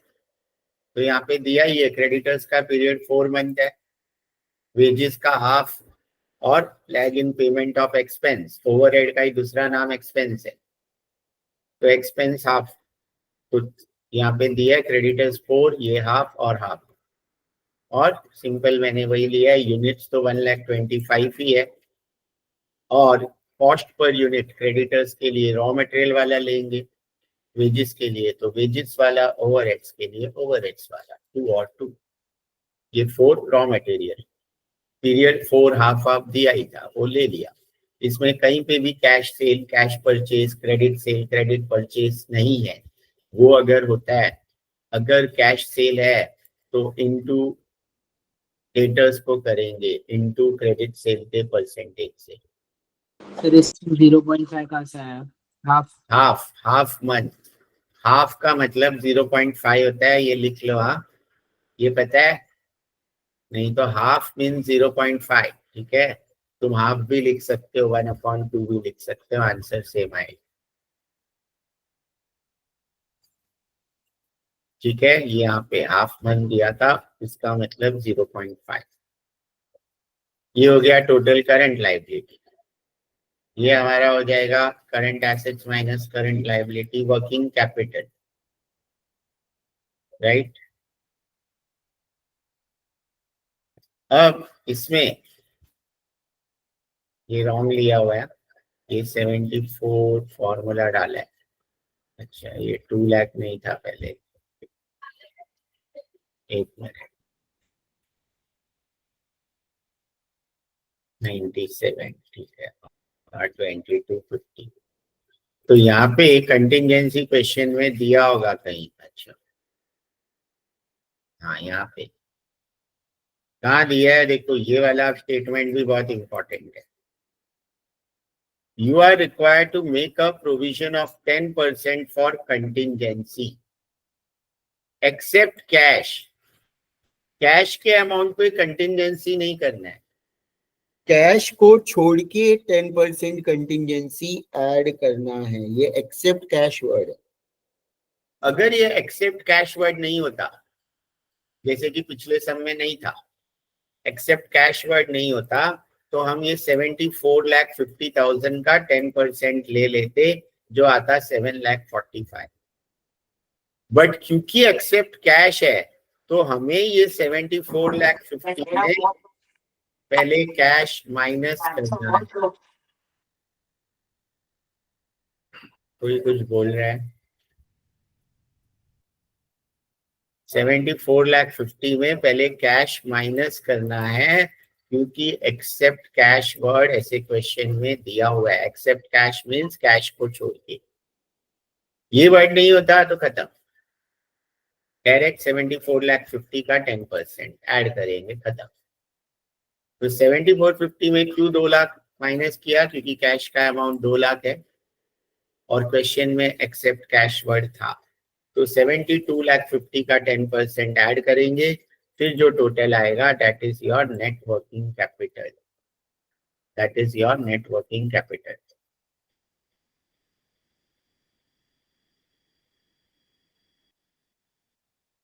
बहुत क्वेश्चंस है, ये हमें रिवीजन में भी करने पड़ेंगे, आज तो सारे होंगे भी नहीं, तुम लोग को प्रैक्टिस करने पड़ेंगे। इसलिए तुम लोग 1-2 लिखो, बाकी तो बाद में भी लिख सकते हो, पहले समझने की कोशिश करो। यस, इस क्वेश्चन में कोई डाउट है? Hello sir. हाँ विनय सर वो नेट वर्किंग कैपिटल 81,75,000 आया, तो वो बताता क्या है? इतना वर्किंग कैपिटल चाहिए? वर्किंग कैपिटल क्या होता है? Sir day to day working में जो रिक्वायर्ड होता है। तो हमें नेक्स्ट ईयर 81,75,000 चाहिए डे टू डे कामकाज के लिए, तो उतना Okay, सा काम अरेंज करेंगे ना। हम ये एस्टिमेट इसलिए ही करते हैं ना कि कितने पैसे की जरूरत है हमारे बिजनेस को चलाने के लिए। इन्वेस्ट तो वन टाइम कर दिया, मशीन खरीद ली, फैक्ट्री खरीद ली, बट डे टू डे खर्चे के लिए इतना पैसा हमारे पास होना चाहिए, तो ही हम बिजनेस को चला सकते हैं, राइट? सर इसमें जो पहले सम्स किए थे उसमें भी फॉर्मेट सेम ही था, मतलब पहले कॉस्ट स्टेटमेंट और फिर यही सेम फॉर्मेट नीचे में बनाया फॉर्मेट हुआ। सब में सेम है, लेकिन Okay. इसमें मैन्युफैक्चरिंग, एडमिन, सेलिंग था, सब अलग अलग टाइप के सम है। वो तुम लोगों को फर्स्ट लेक्चर सुनना ही पड़ेगा। ये वाला सम सब मैंने अलग अलग टाइप के इंक्लूड किए हैं इसलिए, ठीक है ना। इसमें डेज में था, इसमें वीक्स में था या मंथ्स में था, और एक में वीक्स में था, और इसमें ये भी था। और ये सम अलग है, एक ऑपरेटिंग साइकिल वाला, इसमें एक ही सम है, वो मैंने उसी लिखा हुआ है, ठीक है ना। और ये सारे सम इम्पोर्टेंट है जो मैं डिस्कस कर रहा हूँ। सेकंड वाला मैंने नहीं किया, बट सेकंड वाले में कुछ भी न्यू नहीं है, ये तुम लोग खुद से ही समझोगे। सॉल्यूशन उसका है, इसमें ना कंटिंजेंसी है, ना कुछ और है, ना कैश सेल है, ना कुछ है। तो ये सेकंड क्वेश्चन बहुत सिंपल क्वेश्चन है, ये मैं एक्सप्लेन नहीं करने वाला हूँ, सब कुछ यहाँ पे दिया हुआ है, जिसको नहीं समझेगा वो डाउट पूछ लेना। बट ये जो शीट 2 वाला क्वेश्चन है, जेठालाल वाला, ये सबको खुद से ही देखना है, ठीक है। कुछ भी इसमें अलग नहीं है, ये सबसे सिंपल है।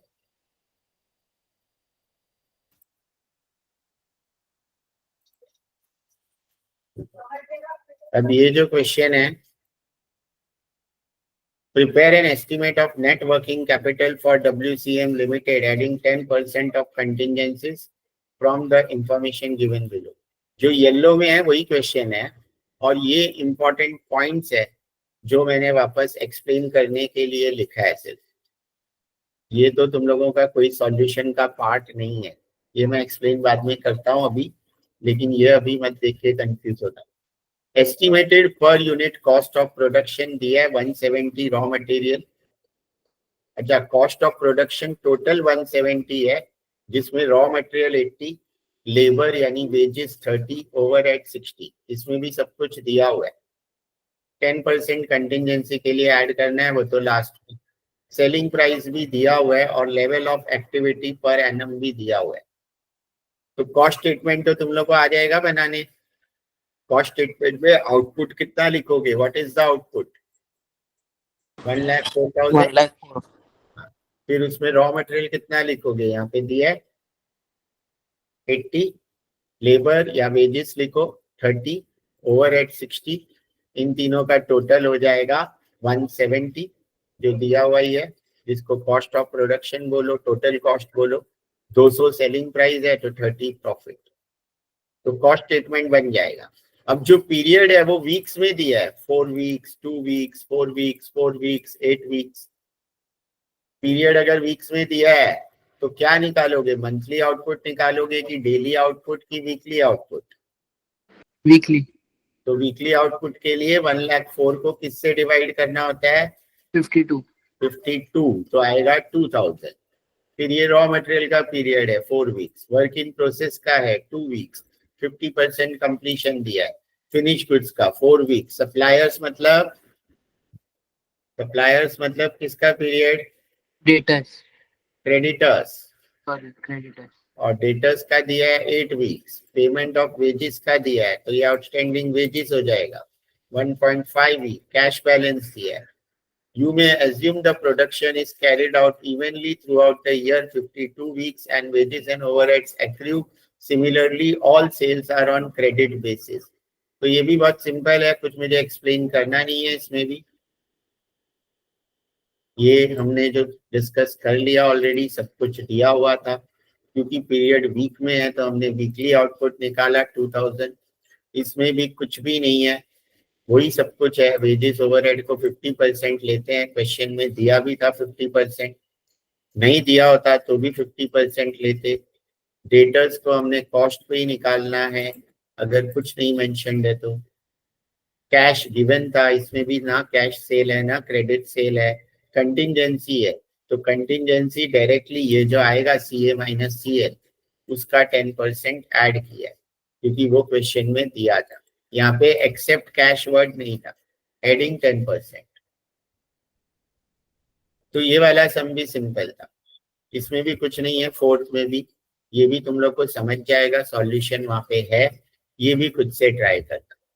ये जो मैंने ऑलरेडी तुम लोगों को बता दिया है वो मैंने यहाँ पे लिखा है, ये कोई भी क्वेश्चन के सॉल्यूशन का पार्ट नहीं है।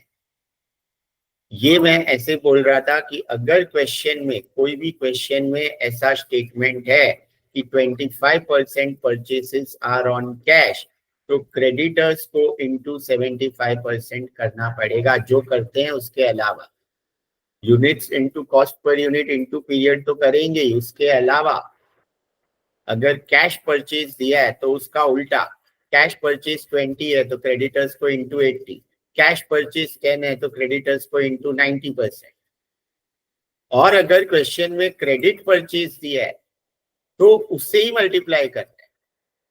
कैश दिया है तो उस परसेंटेज को निकालना पड़ेगा क्रेडिट वाले से। कैश है तो 100 माइनस कैश का परसेंटेज क्रेडिट परसेंटेज होता है, और क्रेडिट परचेज ही दिया है तो सेम परसेंटेज से क्रेडिटर्स को मल्टीप्लाई करना है। ये परचेज के लिए हो गया। वैसे ही सेल्स के लिए दिया है तो डेटर्स को मल्टीप्लाई करना है कि अगर 20% सेल्स या आउटपुट आर ऑन कैश तो डेटर्स को इंटू 80, और ऑन क्रेडिट है तो जो परसेंटेज दिया है उसी से मल्टीप्लाई करना है। ये क्योंकि लोग भूल जाते थे तो मैंने वापस यहाँ पे लिख दिया था। कोई स्टूडेंट ने बोला था कि सर आप लिख दो एग्जाम्पल के साथ। ये सिर्फ एग्जाम्पल है, याद रखने के लिए लिखा हुआ पॉइंट है, ये कोई भी सॉल्यूशन का पार्ट नहीं है। वापस मैं रिपीट कर रहा हूँ। उसके अलावा ये एक मैंने अपने एक्सपीरियंस से खुद एक स्टेटमेंट दिया था। ऐसा कोई सम तो है नहीं कि जिसमें बिल रिसीवेबल है, ऐसा कोई सम हमारे पास है नहीं जिसमें बिल रिसीवेबल है। बिल रिसीवेबल क्या होता है? एसेट होता है, right. Bill receivable is a asset. इसमें है क्या, देख लेता हूँ। नहीं है, सब में देखो सेम ही है ये सारे क्वेश्चंस। ये एक मैं एक्सप्लेन कर दूंगा, 7th वाला थोड़ा अलग है।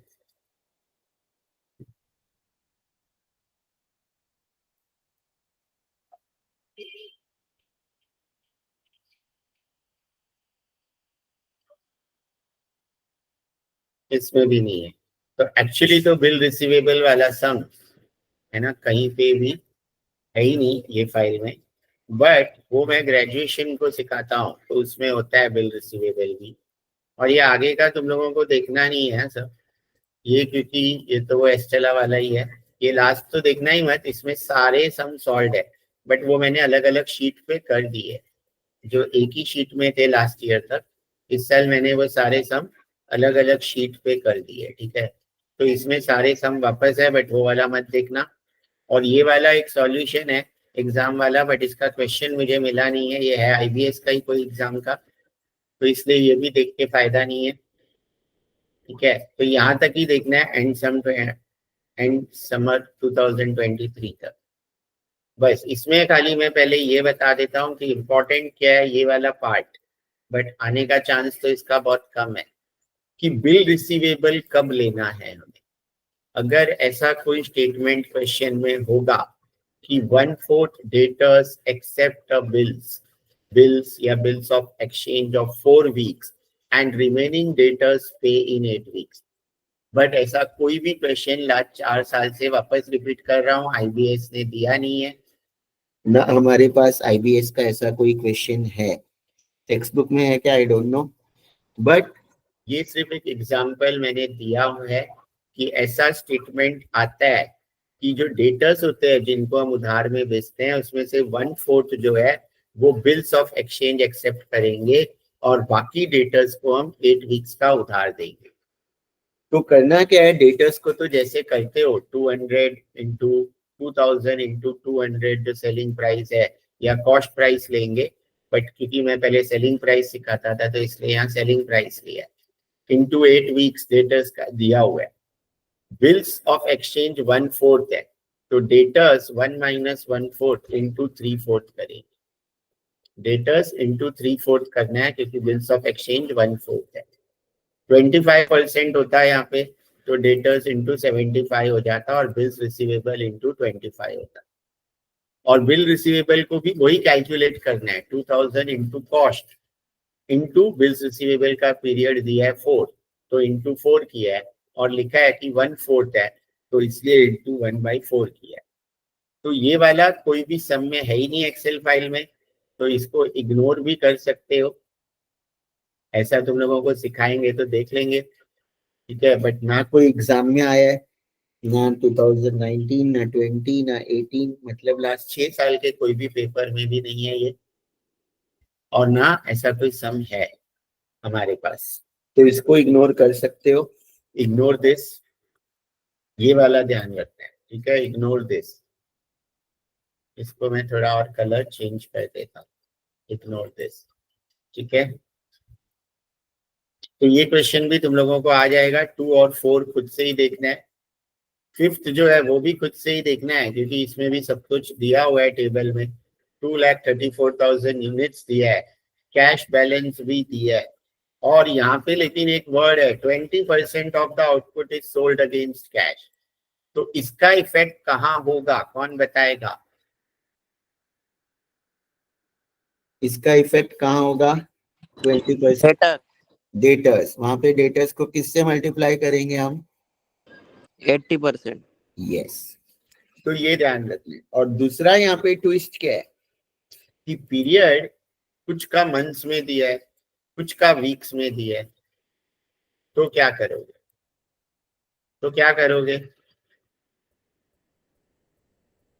अब क्या करोगे? मंथली निकालोगे कि वीकली निकालोगे?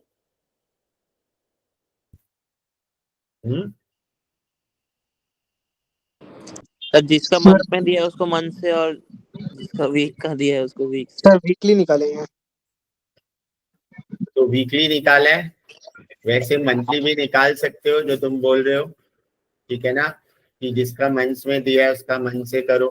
तो हम मंथली भी निकालो और वीकली भी निकालो, दोनों निकाल सकते हैं हम, ठीक है। और जिसका मंथ्स में दिया है उसके लिए यूनिट्स 19,500 लेंगे, जिसका वीक्स में दिया है उसके लिए यूनिट्स 4,500 लेंगे। क्योंकि अगर सिर्फ वीकली निकालेंगे ना तो प्रॉब्लम क्या होगा कि 1 मंथ को हम 4 वीक्स लेंगे, वो रॉन्ग होता है। 1 मंथ में तो 28 दिन से ज्यादा होते हैं ना, 30 दिन ले सकते हैं, डेज में दिया है वो तो फिर भी करेक्ट है।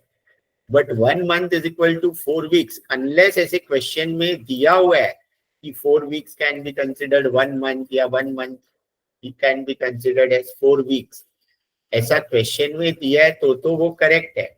बट 1 मंथ को हम एग्जैक्ट वीक्स में कन्वर्ट नहीं कर सकते, और वीक्स को भी हम एग्जैक्ट मंथ में कन्वर्ट नहीं कर सकते, राइट।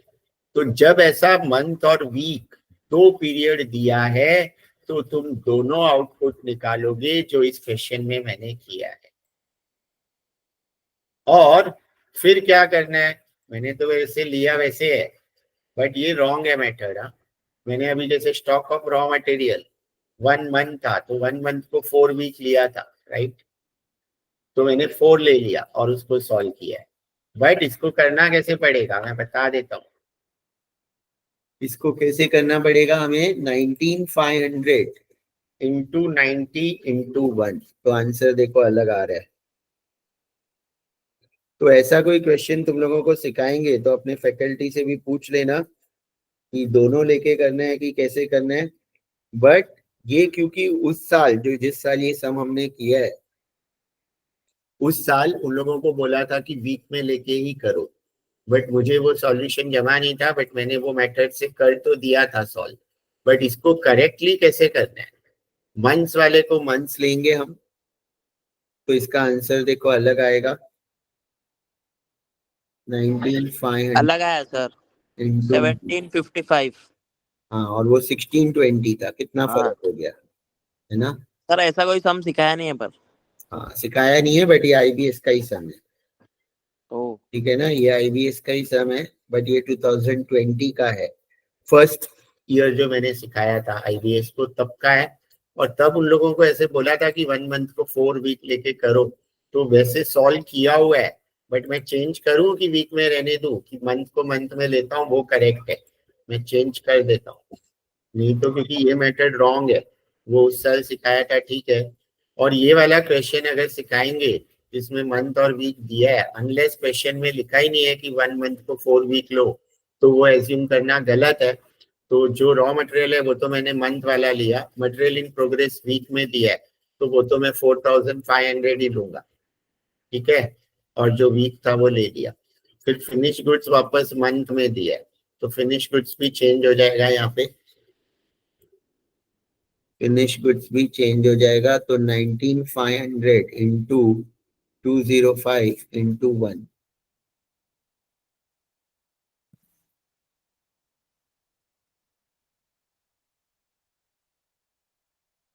तो ये भी चेंज हो गया, ठीक है। डेटर्स क्या दिया है, मंथ्स में दिया है कि वीक्स में? डेटर्स भी 2 मंथ्स दिया है, और यहाँ पे ये भी दिया था कि 20% इज इन कैश, तो इंटू 80 तो करना है। लेकिन डेटर्स में भी हम वीकली आउटपुट नहीं लेके monthly output 19500 into 205 into 2 into 80%, तो ये भी चेंज हो जाएगा 19500 इंटू 205 इंटू 2 और इंटू 80%, तो ये भी चेंज हो गया। कैश तो दिया हुआ ही था, राइट। तो अब ये जो आएगा ये करेक्ट है, ये वाला करेक्ट मेथड है कि मंथ्स को हमने मंथ्स में लिया और वीक को वीकली आउटपुट लिया, इसलिए हमने यहाँ पे दोनों कैलकुलेट किया, दोनों कैलकुलेट किया। कॉस्ट स्टेटमेंट तो बनाने का प्रॉब्लम नहीं है, वो तो सब दिया ही है क्वेश्चन में। उसके बाद लाइबिलिटीज में भी क्रेडिटर्स 1 मंथ है और ये वेजेस वीक है, ओवरहेड्स 1 मंथ है, तो क्रेडिटर्स और ओवरहेड भी चेंज हो जाएगा। 19500 इंटू 90 इंटू 1,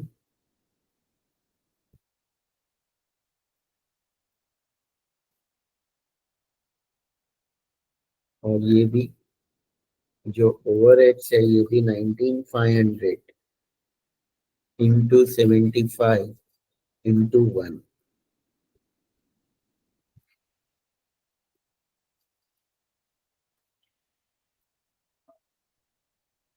तो ये फिगर्स भी चेंज होंगे। वर्किंग कैपिटल तो अपने आप ही चेंज हो जाएगा क्योंकि वहां मैंने फॉर्मूला डाला हुआ है, यहाँ तो फॉर्मूला है, तो ये करेक्ट आंसर है। ठीक है, क्लियर है ना। तो ये सेकंड में खाली वो था, बाकी कुछ हार्ड नहीं है इसमें। एक वो आउटपुट सोल्ड वाला था। सारे क्वेश्चन बाकी इजी है, मैंने सारे हार्ड क्वेश्चन इसलिए पहले ही ले लिए थे। ये लास्ट ईयर का हैंड रिटन क्वेश्चन है, डिक्टेट करके उन लोगों को सॉल्व करवाया था। अब ये क्वेश्चन हैंड राइटिंग समझेगी तो देख लेना, ठीक है। बट इसमें भी कुछ हार्ड है नहीं। हाँ, ये डेसिमल में आ रहा था, डेसिमल में आ रहा था तो मैंने बोला कि 50,000 बाई 12 लेना है, जैसे हमने 80,000 बाई 12 लिया था बस। बाकी इसमें सब कुछ दिया हुआ ही है, कुछ भी और है नहीं, ना कैश सेल है, ना क्रेडिट सेल है, ना परचेज है, ना कुछ और। अच्छा है इधर इंटू 20% किया है डेटर्स को, तो 20% किया है तो क्वेश्चन में होगा कहीं पे, यहाँ पे लिखा है 20% of output is sold against credit, against credit. Credit वाला परसेंटेज दिया है 20%, तो इसलिए इंटू 20% किया है डेटर्स को। क्रेडिट का दिया रहेगा तो चेंज नहीं करना है, तो वो तो मैंने बता दिया। और ये इंपॉर्टेंट है, ज्यादातर तो ये डेटर्स के लिए ही आएगा, सेल्स पे ही दिया रहेगा, बट परचेज पे दिया है तो क्रेडिटर्स को करना है। क्वेश्चन भी सिंपल है। और ये 7th वाला में सर वो क्या था, क्रेडिट का क्या था? वही जो बोला ना, डेटर्स अभी बताया, हाँ सेम चीज कितनी नहीं बार। नहीं, वो समझा, क्रेडिट क्रेडिट था ना मतलब। हाँ, तो क्रेडिट दिया रहेगा तो जो दिया है हाँ उससे तो मल्टीप्लाई करेंगे ना। हाँ बराबर सर। 75 दिया है तो 75, 20 दिया हाँ था तो 20 से मल्टीप्लाई किया, राइट। Yes sir. क्लियर है, तो सब। Yes sir. सर मैं आज, हाँ, हेलो सर, मैं जो सम देख रहा था ना, सबसे जो धनश्री का सम है ना, उसमें ना, उसमें आपने देखो अभी रॉ मटेरियल का बताया, एक बार नीचे जाइए नीचे। हाँ ये देखिए ना सर, 20%, हाँ ऊपर ऊपर टाइम लैग, सॉरी हाँ, credit available for supply in advance. 20% वाले में हमने पहले क्रिएटर्स का एडवांस लिया था, एडवांस सप्लायर, और फिर उसके बाद हमने उसका 20% लिया था मतलब। 80% लिया, हाँ हाँ हाँ 20% हम एडवांस दे देते हैं। वही तो मैंने वो बोला कि एडवांस जो है वो यहाँ है। तो अगर हमने जो खरीदा उसका 20% एडवांस दे दिया तो उधार तो 80% ही मिलेगा ना, हाँ सर, बराबर बराबर। इसीलिए। तो ये भी इम्पोर्टेंट है, इसलिए सब इम्पोर्टेंट सम पहले, कि वो सारे सम अलग अलग है, यानी स्टार्टिंग के ही मेन देखने हैं, ये धनश्री तक और 1 और 3 बस। 2, 4, 5, 6 में कुछ इतना नया नहीं है, 7 में नया है, और ये एंड सम भी नया नहीं है, इसमें भी सब कुछ दे दिया है। तो मैं सिर्फ अभी एक लास्ट 7 सम एक्सप्लेन करने वाला हूँ, फिर जो भी बचा है 2 और 4 तो मैंने एक्सप्लेन नहीं किया, 5, 6 मैंने खाली जस्ट ब्रीफ में रीड करके बताया है, बट वो आ जाएगा समझ में क्योंकि सॉल्व है। 7th में थोड़ा अलग है क्योंकि यहाँ अमाउंट्स दिए हुए हैं, बट इसका आने का चांस भी ऑलमोस्ट निल है। ठीक है, ऑलमोस्ट नील है, बट मैं एक्सप्लेन कर देता हूँ, बाय चांस आ गया तो इस साल यही, क्योंकि ये भी 2020 में IBS में ही दिया था ये सब।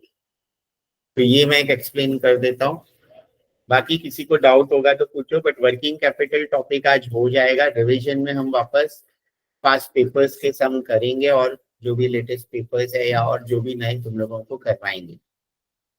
तो यहाँ पे क्या है, X and Y limited is desirous to purchase a business and has consulted you, and one point on which you are asked to advise them is the average amount of working capital which will be required in the first year's working. हम एक business खरीदना चाहते हैं, हमारा पहला साल ही होगा, तो इसमें कितना वर्किंग कैपिटल लगेगा वो हमारी एडवाइस ले रहे हैं। You are given the following estimates and are instructed to add 10% to your computed figure for contingency. वो तो 10% लास्ट में ऐड करना है, कंटिंजेंसी वो तो दे दिया। अब यहाँ पे देखोगे तो कहीं पे भी वो नहीं दिया है, जो हम कॉस्ट स्टेटमेंट बनाते हैं वैसा कुछ दिया है क्या? कहीं कहीं भी नहीं दिया है। यहाँ तो सब अमाउंट दिए, कॉस्ट के बारे में क्वेश्चन में है ही नहीं। तो ये एक अलग सम है, क्वेश्चन नंबर 7। ऐसा सिखाएंगे क्या पहले वो भी देखना। मैं तो सिखा रहा हूँ, बट अगर कॉलेज में नहीं सिखा रहे हैं कोई भी डिवीजन में, नहीं सिखाया सर, अभी तो नहीं सिखाया, क्योंकि वो तो मैंने फाइल देखा तुम्हारे नहीं सिखाया सर, चैप्टर खत्म हो गया सर आज। हाँ, और यही नहीं 3-4 सम सिखाए हैं तुम लोगों को, है ना? हाँ सिखाए 3-4 है, वही बोल रहा हूँ। तो ये फाइल में तो इतने सम्स है और ये सब IBS से रिलेटेड है, ठीक है ना? तो सर कोई भगा रहे अभी। नहीं है। अब ये वाला सीख लो, लेकिन आने का चांस तो मैंने भी बोल दिया कि नील ही है, ठीक है, बट मैं एक्सप्लेन कर देता हूँ, क्योंकि जो चीज कभी ऐसे हम बोलते हैं ना कि नहीं होगा, वो हो जाती है। तो नील है, बट 0.01% समझने का कि चांस है, और वो 0.01% के लिए सीख लेने का, ठीक है। जिसको नहीं समझेगा वो छोड़ के भी जा सकता है, रिस्क ले सकते हैं इतनी तो लाइफ में। यहाँ पे क्या दिया है, अमाउंट दिया है। Average amount backup for stock, stock of finish 5,000, stock of stores and material 8,000, average credit given 6 weeks, inland sale, export sales, average time lag in payment of wages, और ये पूरे साल का अमाउंट है और यहाँ पे दे दिया है। तो अब सिंपल है कि हम कॉस्ट स्टेटमेंट तो बना ही नहीं सकते, क्योंकि इसमें कुछ डिटेल है ही नहीं। अब हमें डायरेक्टली ये बनाना है, तो ये पहले बनाना है, तो मैं हाइड कर देता हूँ, नहीं तो तुम लोग को समझ जाएगा ऐसे ही। फिर एक एक बता देता हूँ, ठीक है ना, कि रहने दो। देखो चले ऐसे ही सिखा देता हूँ। देखो रॉ मटेरियल सिंपल यहाँ पे दे दिया है कि जो stock of store and material है वो कितना है, 8,000, तो वो तो हमने डायरेक्टली ले लिया। और स्टॉक ऑफ फिनिश गुड्स भी डायरेक्टली दे दिया है 5,000, ये स्टॉक ही है। Stock is directly given of material and finish goods. अब इसमें ऑर्डर मैटर नहीं करेगा, जो जो दिया है वो लेते जाओ। तो ये क्लियर है कि ये दो तो दिया था। अब स्टेटस, ये credit given inland sales, export sale, यानी हम इंडिया में भी बेच रहे हैं, बाहर भी बेच रहे हैं। इंडिया में 6 वीक का उधार दे रहे हैं, यहाँ 1.5 वीक का। और ये जो अमाउंट है ये पूरे साल का है, पूरे साल का है। तो 3,12,000 इंटू 6/52, 78,000 इंटू 1.5/52, तो तुम्हारा डेटर्स आ जाएगा फॉर इनलैंड सेल्स और एक्सपोर्ट सेल्स, क्योंकि पूरे साल का अमाउंट है। अमाउंट है, पर यूनिट नहीं है, तो कॉस्ट पर यूनिट तो है ही नहीं, वो लेना ही नहीं है। तो amount into period upon weeks में है तो 52, मंथ्स में है तो नीचे 12। तो 6 वीक्स था तो 3,12,000 इंटू 6/52, 78 इंटू 1.5/52। फिर यहाँ पे और क्या दिया हुआ है, ये पेमेंट इन एडवांस दिया है। एडवांस में क्या दिया है, sundry expense paid quarterly in advance, quarterly in advance. तो 8,000 अमाउंट है, क्वार्टरली इन एडवांस है, तो 3 महीने का एडवांस दे रहे हैं। तो क्वार्टर यानी कितना होता है, 3 months, तो 3/12 मंथ्स में दिया था। तो एडवांस जो होता है वो करंट एसेट्स में आएगा। और ये क्या है, undrawn profit on an average throughout the year. Undrawn profit को हमें कुछ भी नहीं करना है, वो तो प्रॉफिट है, वो हमें इग्नोर करना है। अब ये सारे पेमेंट, तो ये सब लाइबिलिटी के लिए, करंट लाइबिलिटी के लिए। वेजेस दिया है 1.5 वीक्स, तो 2,60,000 into 1.5 upon 52।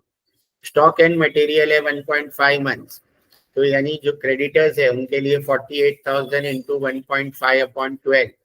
Rent and royalties 10,000 into 6/12।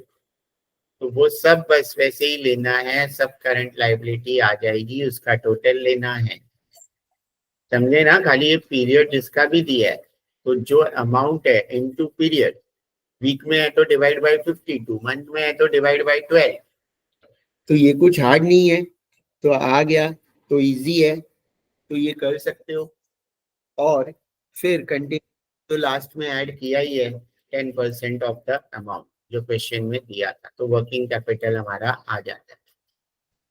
ठीक है, तो 7 क्वेश्चन इंपॉर्टेंट नहीं है, बट देख के जा सकते हो जस्ट कि अगर ऐसा कुछ आ गया बाय चांस तो। बाकी सारे सम इसमें इनफ है जो करोगे, तो इसी के लिए ऑपरेटिंग साइकिल वाला भी देख के जाना, ये सीईसी में आ सकता है। बाकी तो इजी सम आएगा, ये सीईसी का सम है, ये वाला सीईसी का सम है, और ये 40 मार्क्स के लिए आया था लास्ट ईयर। तो ये वाला सम भी देख के जाना। और ऐसा एक ही सम है हमारे पास, एक सम और ऐसा है बट जिसका क्वेश्चन नहीं है, ये भी वैसा ही ऐसे, बट इसका क्वेश्चन नहीं है, राइट। और ये भी आईबीएस में आया हुआ है। तो ये वाला सम बहुत इंपॉर्टेंट है जो धनश्री फाइल का है, ये सीईसी का है, वापस बोल रहा हूँ। तो ये सीईसी में दे सकते हैं, तो इसको वापस सुन लेना लास्ट वाला लेक्चर और देख लेना, इसमें काफी कुछ नया है, काफी कुछ नया है। तो ये वाला सम जरूर देख लेना, ठीक है। बाकी तो सब समझ ही जाएगा। और किसी को कुछ भी डाउट है तो पूछ लेना। Clear everyone? Yes sir.